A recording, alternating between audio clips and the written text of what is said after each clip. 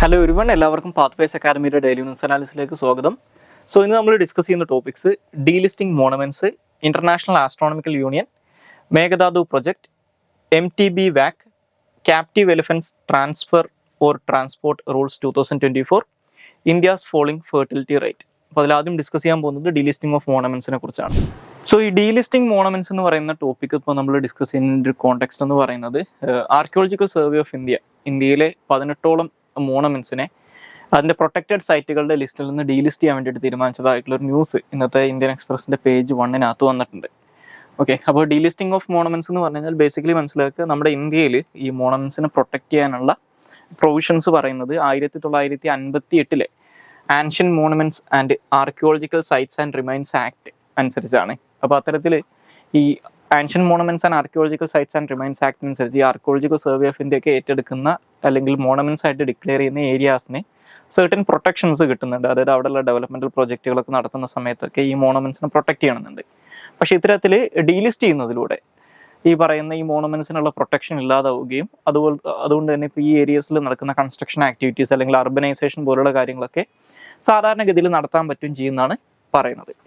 അപ്പോൾ ബേസിക്കലി എന്താണ് ഈ ഡീലിസ്റ്റിംഗ് ഓഫ് മോണമെന്റ്സ് എന്ന് മനസ്സിലാക്കുക, അത് എങ്ങനെയാണ് അതിനെ ഇമ്പാക്ട് ചെയ്യാന്നുള്ളതും ഒന്ന് അറിഞ്ഞിരിക്കും.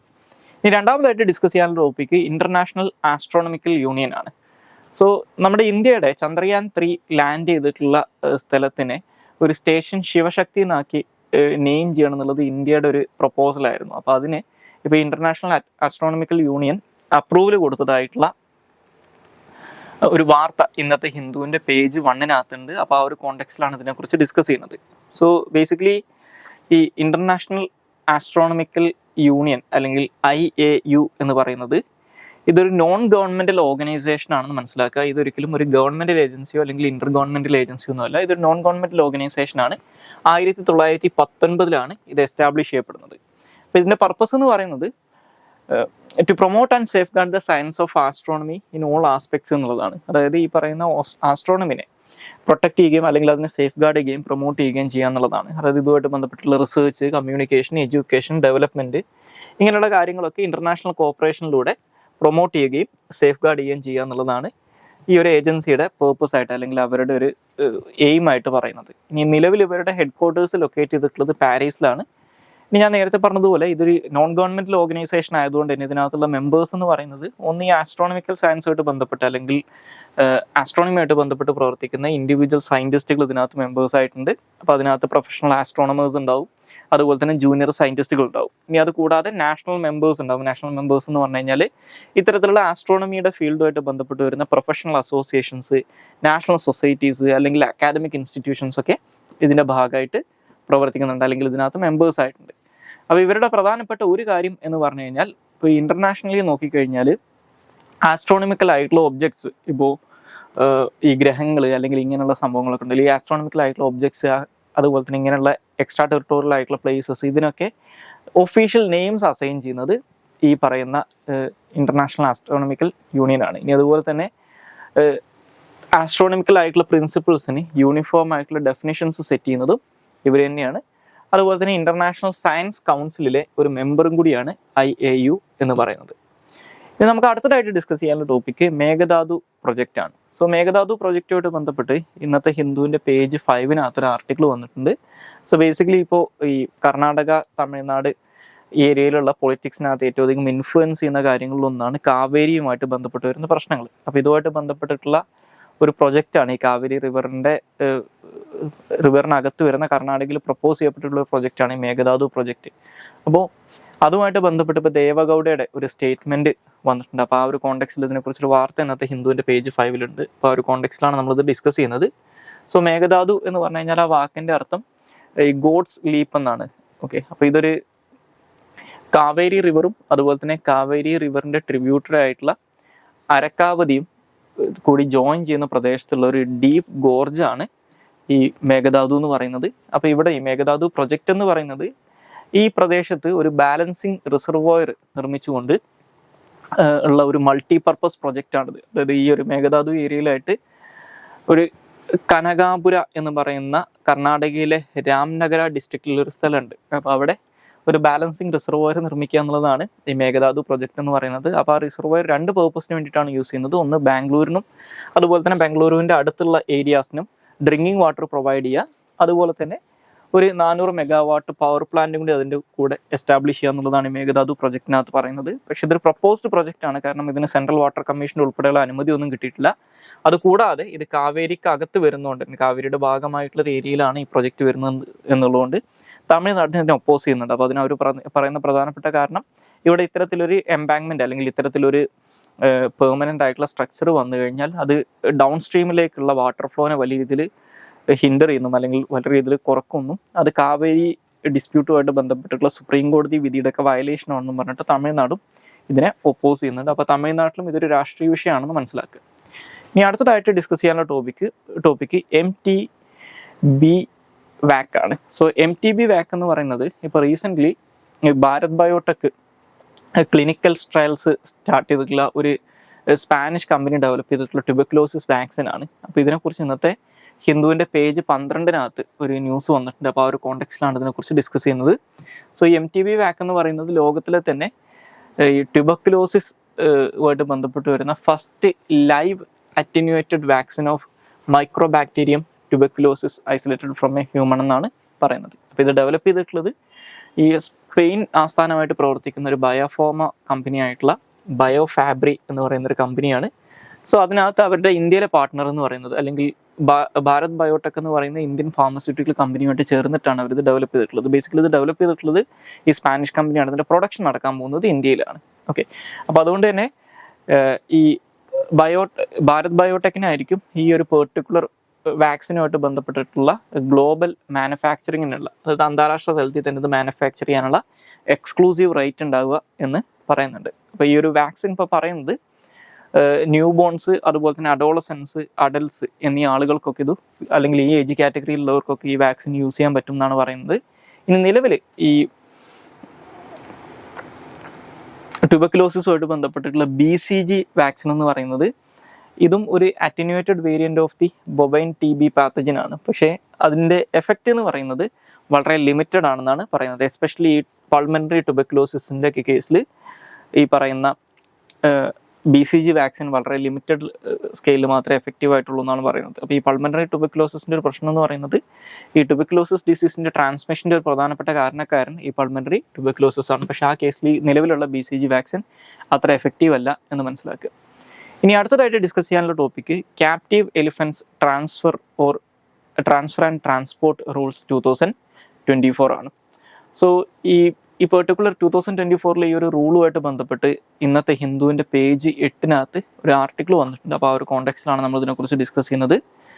സോ ഈ റൂള് വരുന്നതിൻ്റെ ഒരു കോണ്ടെക്സ്റ്റ് അറിഞ്ഞിരിക്കുക. അതായത് നമ്മുടെ ഇന്ത്യയിൽ നിലവിലുള്ള 1972 വൈൽഡ് ലൈഫ് പ്രൊട്ടക്ഷൻ ആക്ട് അനുസരിച്ച് വൈൽഡ് ലൈഫിൻ്റെ ട്രേഡ് കംപ്ലീറ്റ്ലി പ്രൊഹിബിറ്റ് ചെയ്യുന്നുണ്ട്. അപ്പോൾ വൈൽഡ് ലൈഫ് എന്ന് പറഞ്ഞു കഴിഞ്ഞാൽ അതിനകത്ത് ഈ കാട്ടാനകളും ഉണ്ട്, അതുപോലെ തന്നെ നാട്ടാനകളും ഇതിനകത്ത് ഉൾപ്പെടുന്നുണ്ട്. അപ്പോൾ അതുകൊണ്ട് തന്നെ നാട്ടാനകളുടെയും സെയിൽസിനെ അല്ലെങ്കിൽ അതിൻ്റെ ട്രേഡിനെ ഇത് കംപ്ലീറ്റ്ലി പ്രൊഹിബിറ്റ് ചെയ്യുന്നുണ്ടായിരുന്നു.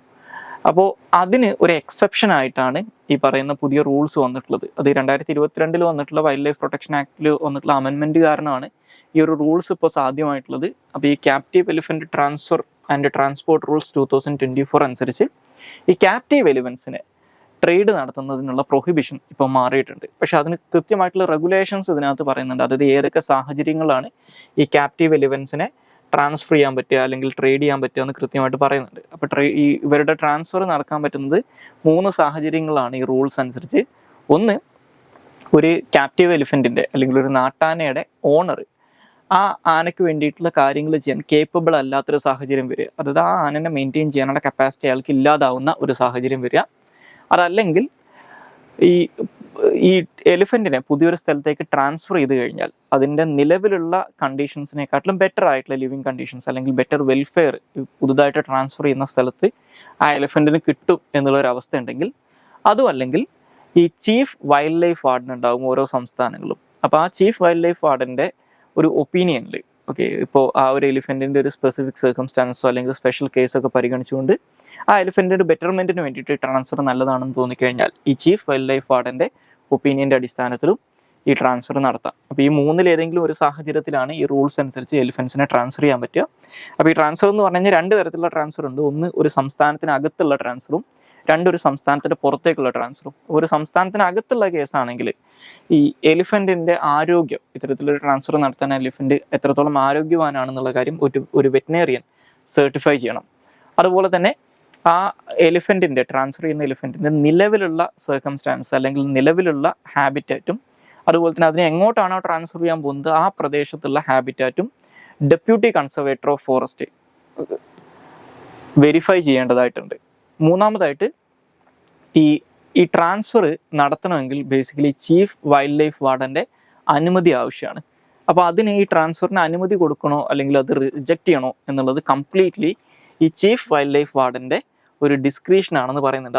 അദ്ദേഹത്തിൻ്റെ സ്വന്തം അസസ്മെൻറ്റിൽ എടുക്കുന്ന ഡിസ്ക്രിപ്ഷണറി ഡിസിഷൻ ആണെന്ന് പറയുന്നുണ്ട്.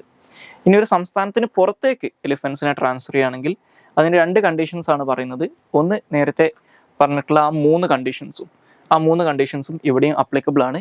അത് കൂടാതെ ഈ ട്രാൻസ്ഫർ ചെയ്യാൻ പോകുന്ന എലിഫൻറ്റിൻ്റെ genetic profile ministry of environment, forest and climate ചേഞ്ചിനകത്ത് രജിസ്റ്റർ ചെയ്തിരിക്കണം എന്ന് നിർബന്ധമാണ്. സോ അപ്പോൾ ഈ കണ്ടീഷൻസ് മീറ്റ് ചെയ്താൽ മാത്രമേ ഒരു എലിഫൻറ്റിനെ ഔട്ട്സൈഡ് സ്റ്റേറ്റ് ട്രാൻസ്ഫർ ചെയ്യാൻ പറ്റൂ.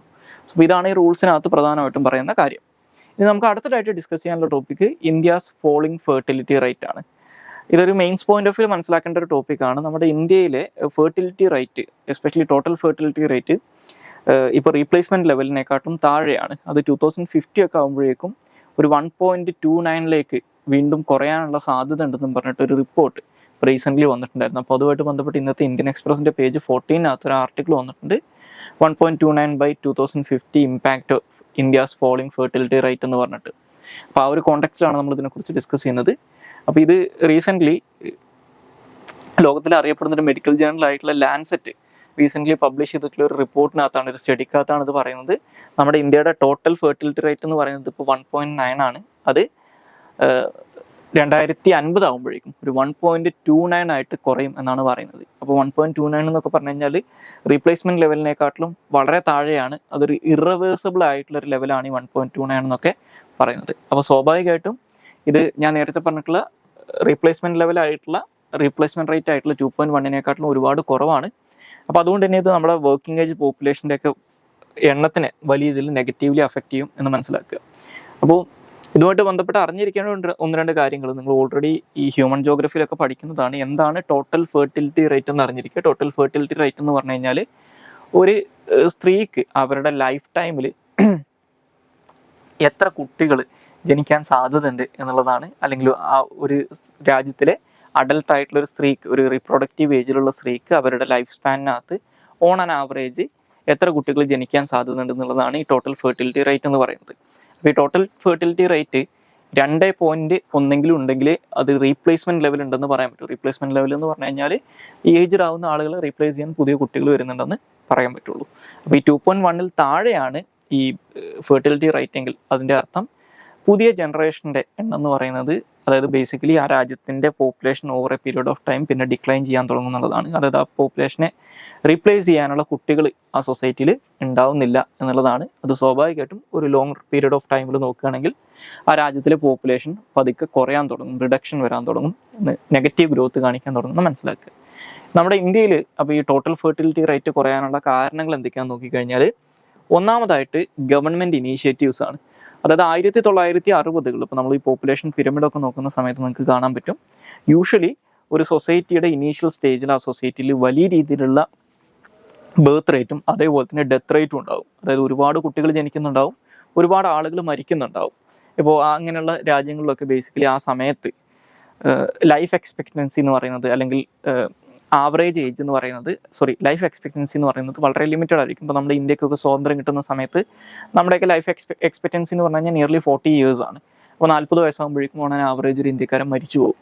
അത് കൂടാതെ ഒരുപാട് അസുഖങ്ങൾ വന്ന ആൾക്കാർ മരിക്കുന്നുണ്ടാവും. അപ്പോൾ ഹൈ ബർത്ത് റേറ്റും ഉണ്ടാവും, ഹൈ ഡെത്ത് റേറ്റും ഉണ്ടാവും. കാരണം ഒരു 10 കുട്ടികൾ ഉണ്ടാകുമ്പോൾ 2 പേരൊക്കെയായിരിക്കും അഡൽട്ട് ഏജിലേക്ക് സർവൈവ് ചെയ്യുന്നത്.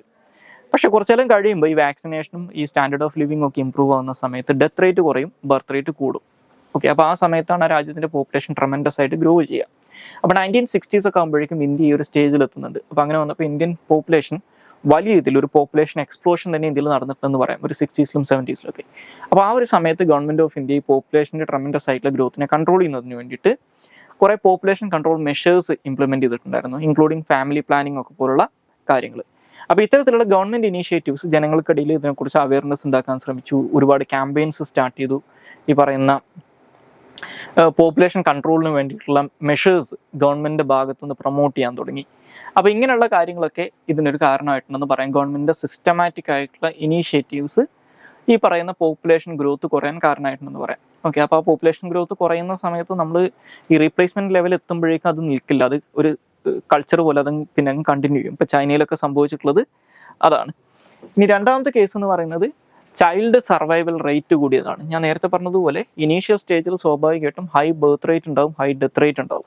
പക്ഷേ ഈ ഡെത്ത് റേറ്റ് കുറയുന്ന സമയത്ത്, ഡെത്ത് റേറ്റ് കുറയുമെന്ന് പറഞ്ഞാൽ especially child mortality rate over A period of time കുറയാൻ തുടങ്ങും, ഈ വാക്സിനേഷനും അങ്ങനെയുള്ള കാരണങ്ങളൊക്കെ കൊണ്ട്. അതുപോലെ തന്നെ ബെറ്റർ ആയിട്ടുള്ള ഡെലിവറി ഫെസിലിറ്റീസ് ഒക്കെ വരുന്ന സമയത്ത് സ്വാഭാവികമായിട്ടും ചൈൽഡ് ഇൻഫൻറ്റ് മോർട്ടാലിറ്റി റേറ്റ് കുറയും.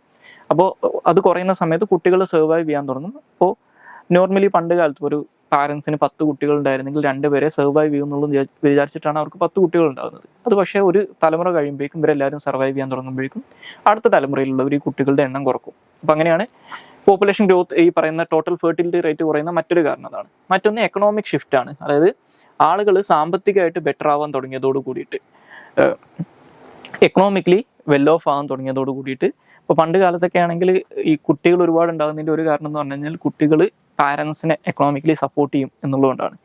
പക്ഷേ ഒരു തലമുറയാകുമ്പോഴേക്കും നമ്മൾ വെൽത്ത് ജനറേറ്റ് ചെയ്യാൻ തുടങ്ങുന്ന സമയത്ത് അത് അടുത്ത തലമുറയിലേക്ക് ട്രാൻസ്ഫർ ചെയ്യപ്പെടുന്ന സമയത്ത് ഈ കുട്ടികളുടെ സപ്പോർട്ട് ഇല്ലാതെ തന്നെ പാരൻസിന് ജീവിക്കാൻ പറ്റുന്നൊരു ജീവിതമാർഗം അല്ലെങ്കിൽ ഒരു മീൻസ് ഓഫ് ലിവ്ലിഹുഡ് അവർക്ക് കണ്ടെത്താൻ പറ്റുന്നതുകൊണ്ടോ അല്ലെങ്കിൽ ഈ പാരൻ്റൽ പ്രോപ്പർട്ടി ഉള്ളതുകൊണ്ടോ അവർക്ക് ആ ഒരു മെൻറ്റാലിറ്റി അവർക്ക് ഉണ്ടാവില്ല. അപ്പോൾ അത് സ്വാഭാവികമായിട്ടും ഈ കുട്ടികളുടെ മുകളിലുള്ള ഡിപ്പെൻഡൻസി കുറയ്ക്കാൻ അവർക്ക് സാധിക്കും. അപ്പോൾ ഈ എക്കണോമിക് ഷിഫ്റ്റ് ഒരു കാരണമാണ്. അതുപോലെ തന്നെ ഫീമെയിൽ എംപവർമെൻറ്റ് മറ്റൊരു കാരണമാണ്. അതായത് സ്ത്രീകൾക്ക് കൂടുതൽ വിദ്യാഭ്യാസം കിട്ടിയതോടുകൂടിയൊക്കെ സ്ത്രീകളുടെ ആറ്റിറ്റ്യൂഡിനകത്ത് ബേസിക്കലി അവരുടെ കൺസെപ്റ്റുകൾക്കകത്തും അതുപോലെ തന്നെ ഈ ഫാമിലി സിസ്റ്റത്തിനകത്തൊക്കെ മാറ്റം വന്നിട്ടുണ്ടാവും. പിന്നെ അതുപോലെ തന്നെ റാപ്പിഡ് ആയിട്ടുള്ള അർബനൈസേഷൻ, അതുപോലെ തന്നെ ന്യൂക്ലിയർ ഫാമിലീസിൻ്റെ എമർജൻസി, ഇതൊക്കെ ഈ പറയുന്ന ഫെർട്ടിലിറ്റി റേറ്റ് ഡിക്ലൈൻ ചെയ്യാൻ കാരണമായിട്ടുണ്ടെന്ന് പറയാം. പിന്നെ അതുപോലെ തന്നെ ഈ മാരേജ്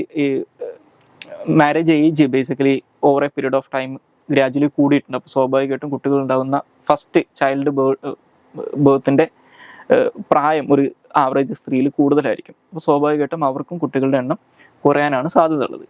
ഇനി ഇതിൻ്റെ ലോങ് ടേം കോൺസിക്വൻസസ് നോക്കിക്കഴിഞ്ഞാൽ ഒന്ന് ഏജിങ് പോപ്പുലേഷനാണ്. ഇപ്പോൾ ഈ ഫെർട്ടിലിറ്റി റേറ്റ് കുറയുന്ന സമയത്ത് സ്വാഭാവികമായിട്ടും നമ്മുടെ പോപ്പുലേഷൻ ഒരു ടൈം ആകുമ്പോഴേക്കും പോപ്പുലേഷൻ്റെ പ്രൊപ്പോർഷനേറ്റ്ലി നോക്കിക്കഴിഞ്ഞാൽ പോപ്പുലേഷൻ്റെ വളരെ ചെറിയൊരു പെർസെൻറ്റേജ് മാത്രമേ യങ് ആയിട്ടുള്ള ആൾക്കാരുണ്ടാവുള്ളൂ. എൽഡർലി പോപ്പുലേഷൻ എണ്ണം കൂടും. രണ്ടാമതായിട്ട് ലേബർ ഫോഴ്സ് ഷോർട്ടേജ് വരും, അതായത് ആവശ്യത്തിന് ജോലിക്കാരില്ലാത്ത പ്രശ്നം വരും.